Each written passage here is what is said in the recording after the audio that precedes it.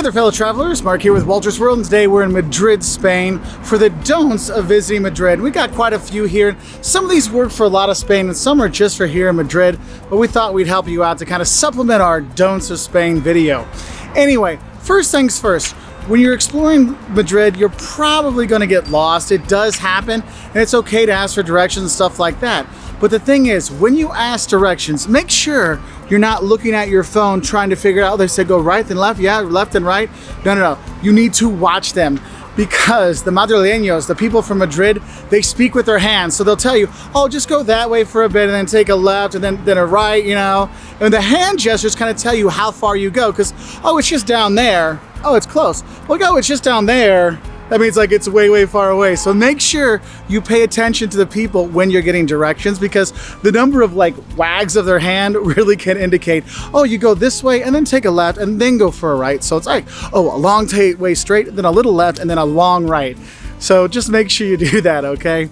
Second thing is, don't be scared to ask directions if you get lost. The cops here are super helpful, and there's a lot of tourist information offices around here that can help you out. The locals are super helpful as well, so don't be worried if you're like, I'm not sure where the cathedral is. Oh, it's right behind me, okay? Don't be upset to ask, because people are very helpful here, and especially the cops, they are really nice about that. But another don't I have for you is, don't take pictures of the Guardia Civil.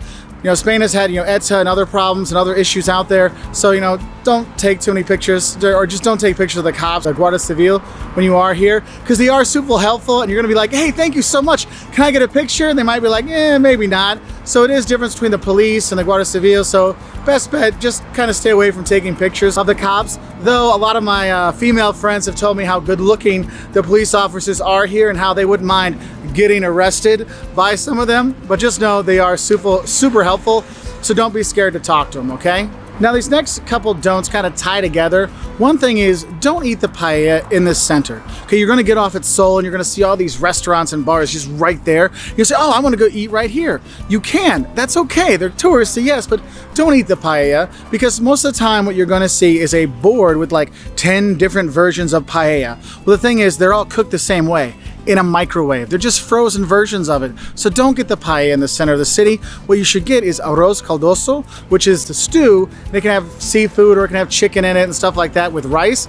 That's gonna be a much more traditional dish from here, and most likely it's gonna be made fresh, so it's gonna be a lot better than the microwave paella you get in a lot of those restaurants in the center.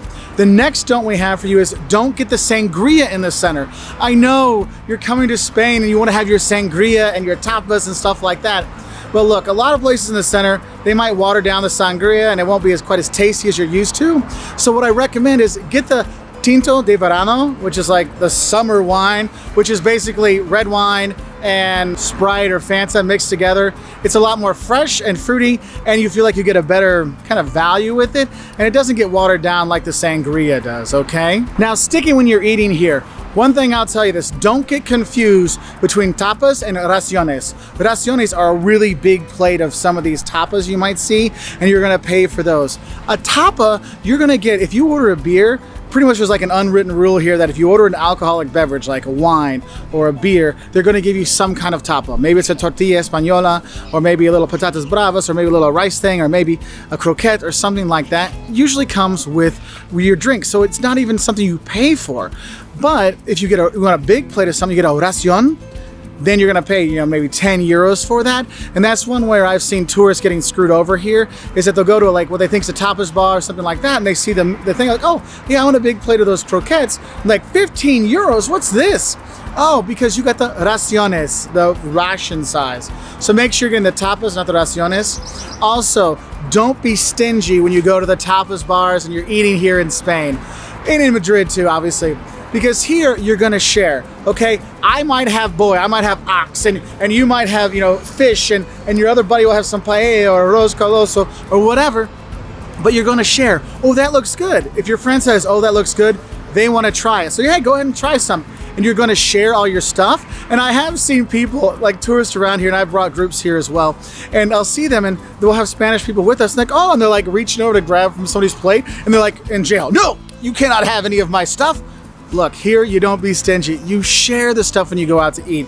And sometimes you actually throw your napkin on the floor and things like that. So, don't be stingy and do share when you are eating out with Spanish people here, because it's a normal thing to do. Now, the next don't I have for you is don't be kind of lackadaisical with your wallet or your purse when you're at Seoul or on the metro or any kind of tourist places. Even in Corte Inglés downtown, there are pickpockets that do work here in Madrid. It's not as bad as Barcelona, but there are some out here. So always keep your wallet, if you're a guy, in your front pocket. If you have a purse or a bag, keep it in front of you if there's any kind of busy stuff, because you don't want to take the pickpockets lightly here. They do a pretty good job. They do a good job here of pickpocketing people, so do be careful. Another don't, if you get pickpocketed on the metro, let's say you're walking out of the metro and you notice that something's missing, don't freak out. What you should do is retrace your steps back to the metro station you're at, or back to the metro stop or the platform, because the people that are picking your pockets, they're not looking for the credit cards or the IDs. What they want is the cash. So what they do is they get the wallet, they take the cash out, and then they just drop the wallet on the ground, because you can't say that was your cash unless you memorize the serial number. And so the wallet's just on the ground, so they don't get in trouble. So what I've seen people do is they walk back, and sometimes they actually find their wallet just laying on the ground in the metro. So don't freak out, just take your steps back. And if you got to report it, the cops will be helpful and help you fill out the forms. So don't worry about that, okay? Some other don'ts I have for you have to deal with when you're going to eat. One thing, don't expect to eat before 1 o'clock for lunch, and don't expect to eat before 9 o'clock for dinner. Spanish people eat later in the day, but the thing is, they have this kind of joke. It's like, oh, you have 5 fingers and you have 5 meals. You have breakfast, second breakfast, because I guess they're like hobbits, lunch, merienda, and dinner. So early first breakfast, you have 7 in the morning. Then at 10 or 11, your coffee break, there might be one there. Then you have lunch at 1 to 2:30, 3, and then you have merienda. Maybe, as my Spanish friends say, yeah, merienda. Coffee and a cigarette, that's normal.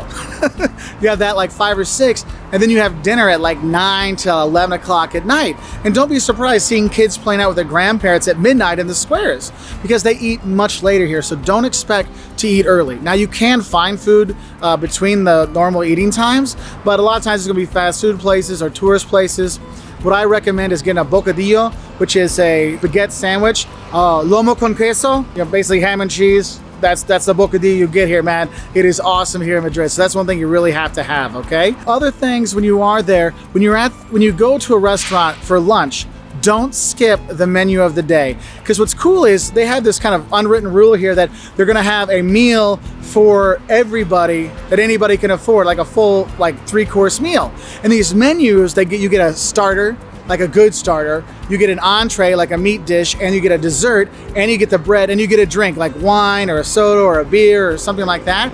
They have all those things, and usually you're gonna pay 10 to 13 euros for it, and you're gonna get great food. And if you're a tourist, this is a great way to save money and get a great meal. Have that big meal at lunch, because you don't need to spend a lot to enjoy these menus of the day, and they'll have lots of different options out there here, which is really cool. Also, don't buy bottled water in Madrid. You don't have to. The water here is perfectly fine. You can get a pitcher of water, no problem. So think about it. You get the menu of the day. Okay, for example, today I had it. So I had a beer and a water, so I got my drinks to get through it. For my starter, I had a seafood soup, a sopa de mariscos. Oh, it was so good. Then my main dish was a ox steak with fried potatoes. Oh, it was so good. Dessert, I had flan, this custard thing. And of course, the great bread that's here. All of that, probably was what, $13.50? Man, you can't beat that. I mean, it's a great deal, so don't skip that. Have lunch be that big meal. And then water is free, so don't get the bottled water. It's not worth it, okay? Get the bottle from your hotel. If you want to fill that up, you can walk around all day, get filled up with water that way, you're okay. Another don't I have for you is don't expect a super lot of English and English menus and stuff like that here in Madrid. I know there's a ton of tourism here in Spain and in Madrid, but even with all the tourism, you're not always gonna have a lot of English, but the people will be really helpful even if they don't speak English. Learn some Spanish before you come, because honestly, I'm with some friends here and I speak fluent Spanish, so it's no big deal. But when my friends, like people bring the food, I'm like, gracias, gracias. They're so happy.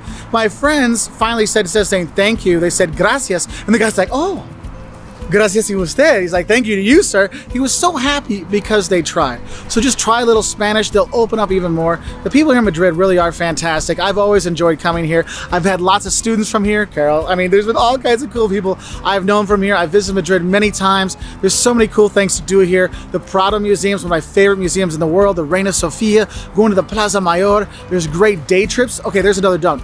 Don't not do a day trip when you're here. Segovia with the Aqueduct, the Alcazar, Toledo, El Escorial. There's all kinds of trips to do here, so don't miss out on Madrid. It is a fantastic place. If you want to learn more, we've got videos, 5 things you love and hate about Madrid. I do it without a beard. Hey, see it that way.